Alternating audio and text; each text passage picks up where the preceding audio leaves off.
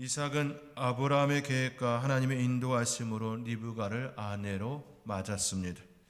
그리고 세월이 흘렀습니다. 그리고 아브라함도 죽어 사라가 묻힌 막벨라 굴에 묻혔습니다. 그리고 이삭과 리브가는 40세에 결혼한 이후 아직 자녀가 없습니다. 지금 그의 나이는 60세가 되었습니다. 더 정확하게 표현하면 59세일 수도 있고 60세일 수도 있습니다.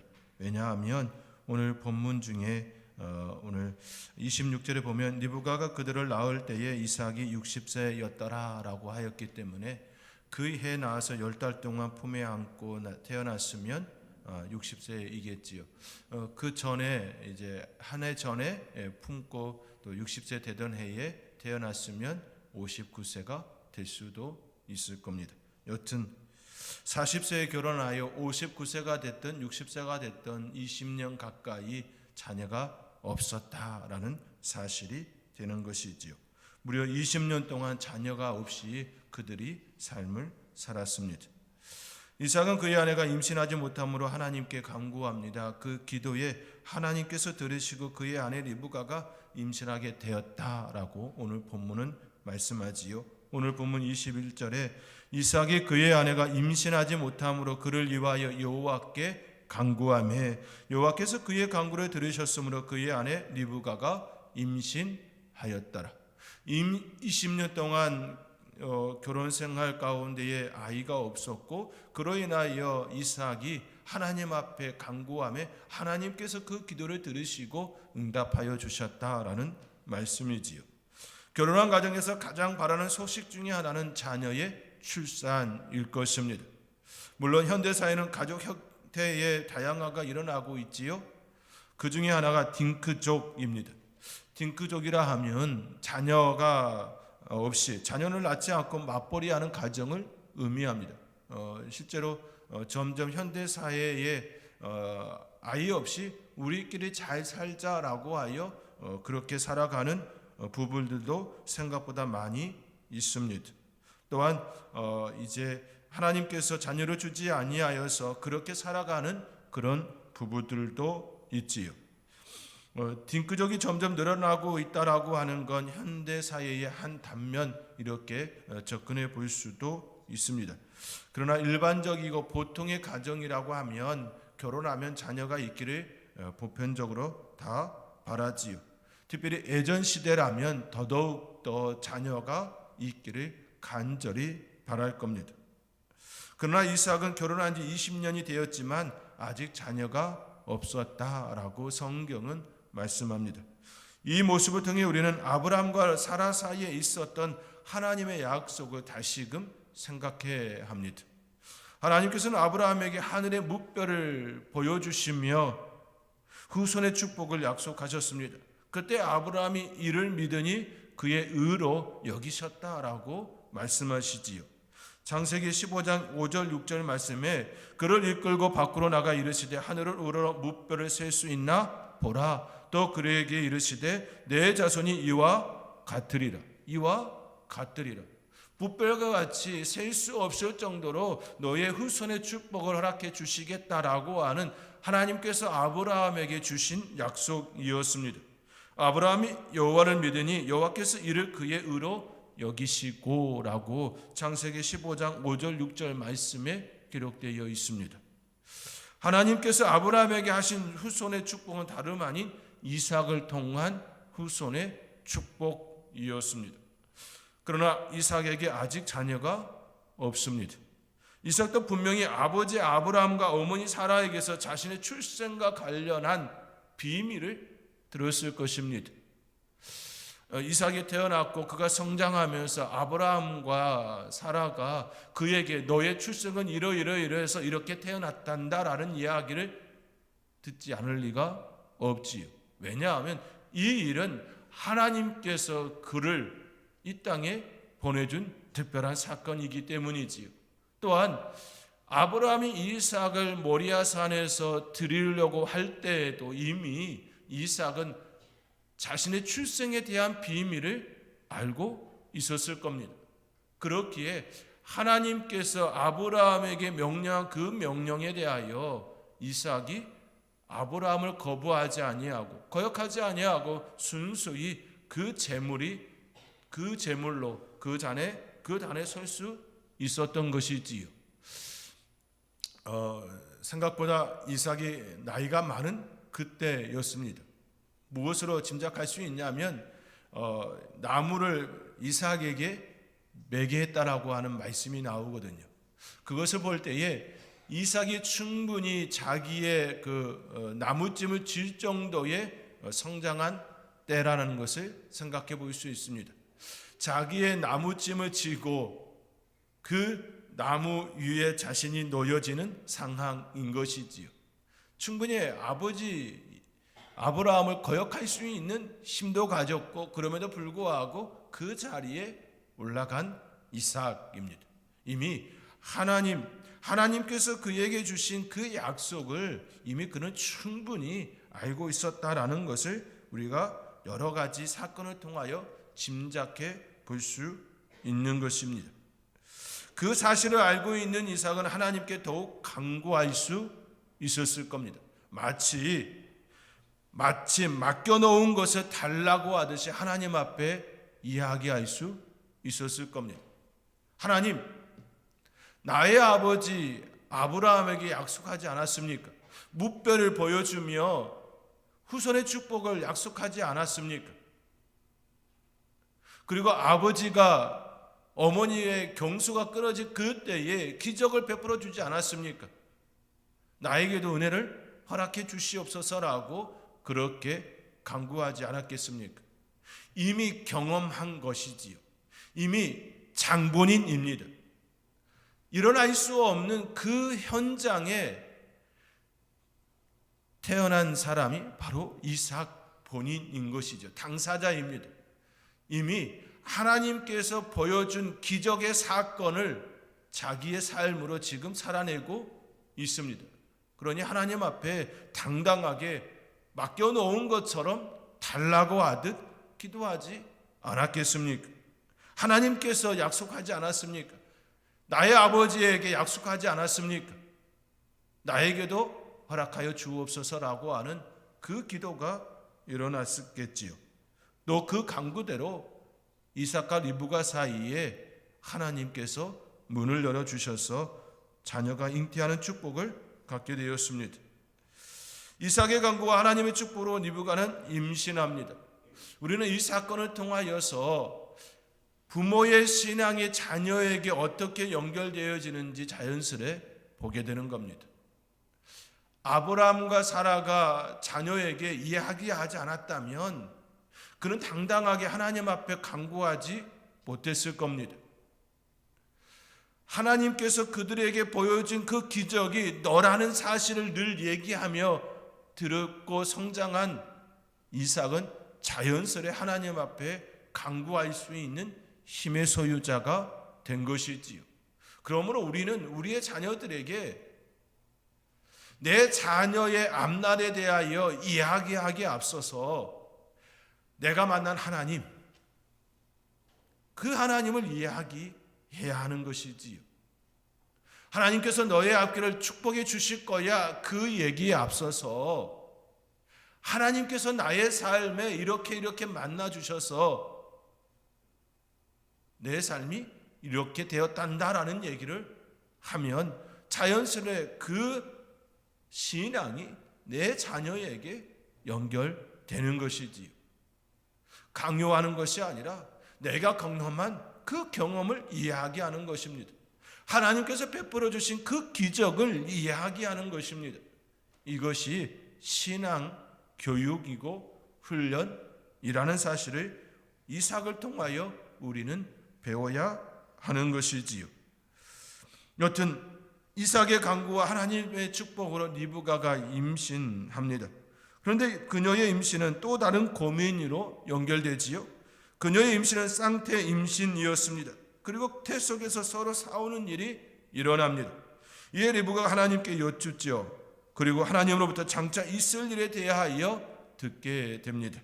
오늘 본문 23절의 말씀입니다. 오늘 본문 23절의 말씀 우리 함께 읽겠습니다. 여호와께서 그에게 이르시되 두 국민이 내 태중에 있구나. 두 민족이 내 복중에서부터 나누이리라. 이 족속이 저 족속보다 강하겠고. 아멘. 이 족속이 저 족속보다 강하겠고 큰 자가 어린 자를 섬기리라 하셨더라. 자신의 털 속에서 싸우는 자녀들의 모습으로 인하여 리브가는 괴로움을 받습니다.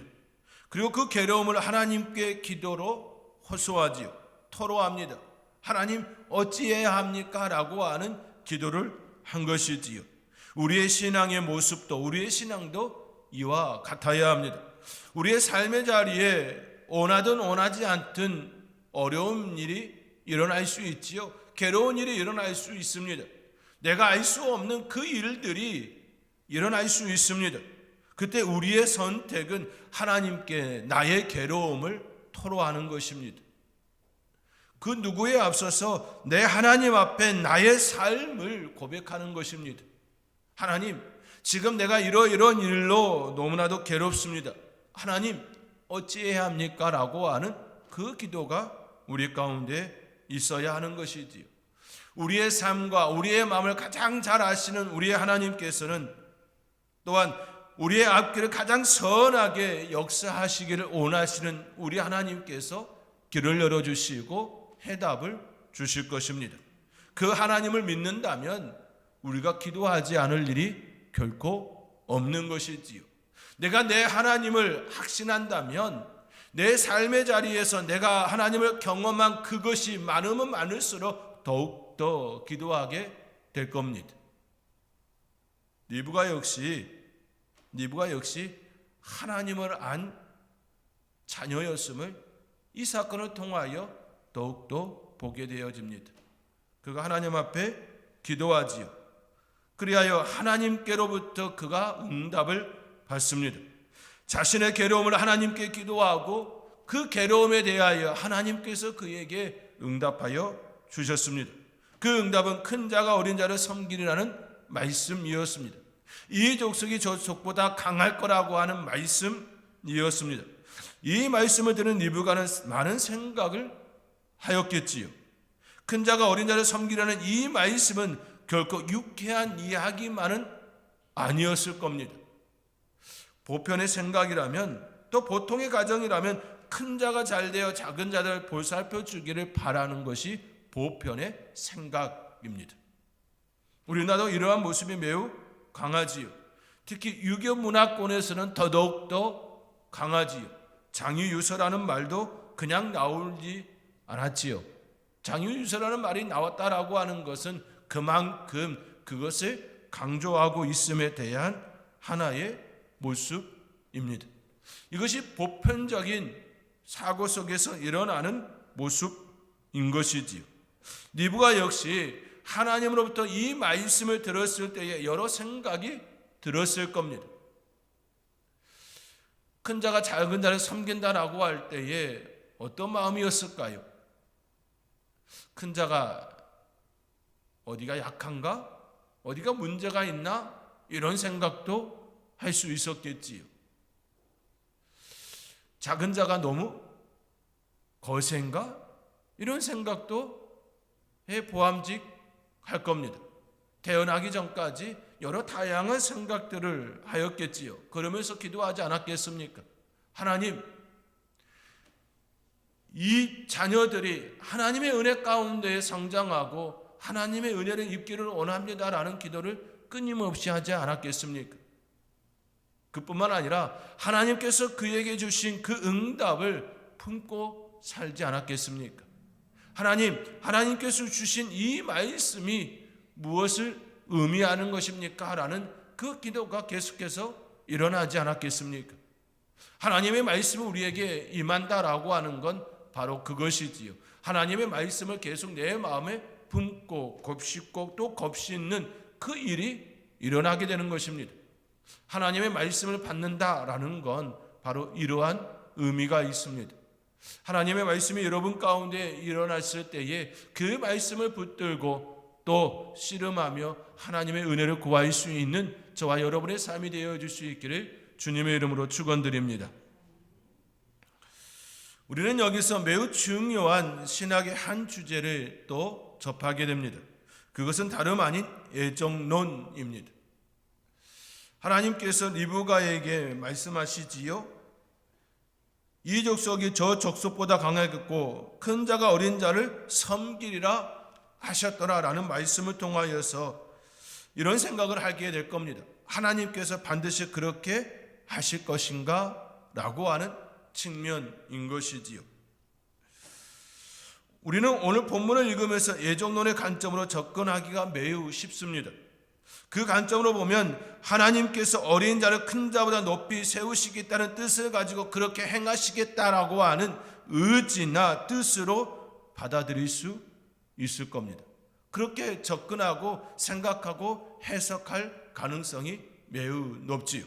하나님께서 리브가에게 이미 말씀하셨고 그것대로 그 말씀대로 되어지도록 하나님께서 어떤 의지나 뜻을 계속해서 그 안에 행하시는 것 아닌가라고 하는 생각을 우리의 머릿속에 담을 수 있을 겁니다.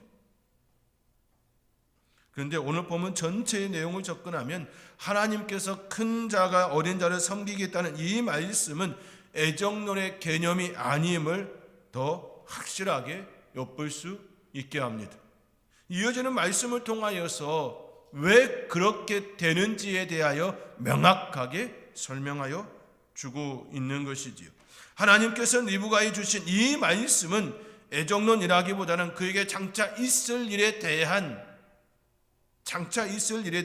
미리 알려주신 하나의 퍼즐과 같습니다.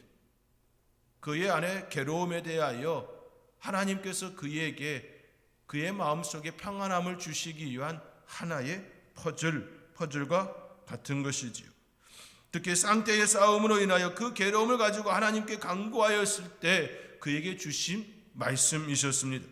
그에게 장차 있을 일을 알려주심으로 마음의 평안을 주시기 위함인 것이지요. 그것을 통하여 또 하나님께서 어떻게 이 일을 이루어 가시는지 또 바라볼 수 있는 시간이 될 것입니다. 그러나 애정론으로 접근하면 큰 자가 어린 자를 섬기겠다는 이 말씀은 하나님께서 일부러 그렇게 행하시겠다라고 하는 하나님의 선택과 의지가 반영된 말씀으로 해석하게 될 겁니다. 이미 태어나기 전부터 하나님께서 그를 택하시고 이는 잘될 놈, 이는 잘 안 될 놈, 이렇게 예정하셨다라는 개념으로 접근하게 되는 것이지요. 그러나 애정론이 아닌 장차 있을 일에 대하여 미리 알려주신 그 예언의 말씀으로 그 측면으로 접근하면 하나님의 개입에 의한 큰 자가 어린 자를 섬기는 일이 아니라 그들의 삶의 자리에서 그들의 선택에 의한 것이었음을 더욱 확연하게 보게 되는 것이지요. 애정론이 아닌 그들의 선택이었음을 너무나도 잘 보여주는 사건이 27절 이하의 말씀인 것입니다. 예서는 익숙한 사냥꾼이었고 들사람이 되었습니다. 그는 밖으로 나가 활동하는 것을 매우 좋아한 인물입니다. 어느 날 예서는 들에 나가 활동하고 피곤한 몸으로 집에 돌아오지요. 그때 마침 야곱은 죽을 쑤었습니다. 야곱은 조용한 사람이었고 들에 나가는 것보다 장막에 거주하는 것을 좋아했습니다. 평소에도 야곱은 장막에 거주하며 어머니를 도와 집안의 일을 하였음을 오늘의 사건을 통해 우리는 엿보게 됩니다. 야곱은 그날도 어떤 연유였는지도 모르지만 팥죽을 쑤었습니다. 때마침 예서는 밖에 활동으로 피곤한 상태로 집에 들어왔습니다. 예서가 야곱에게 묻지요. 내가 피곤하니 그 붉은 것을 내게 먹게 하라 말합니다. 그 말에 야곱은 예서에게 형의 장자의 명분을 오늘 내게 팔라라고 되묻습니다. 장자의 명분을 팔라는 그 말에 대해 그리 대수롭지 생각하지 않고 내가 죽게 되었으니 이 장자의 명분이 내게 무엇이 유익하리요? 라고 하며 장자의 명분을 그에게 팥과 떡을 받고 파는 행위가 일어나게 됩니다. 이에 대하여 성경은 이렇게 접근하고 있습니다.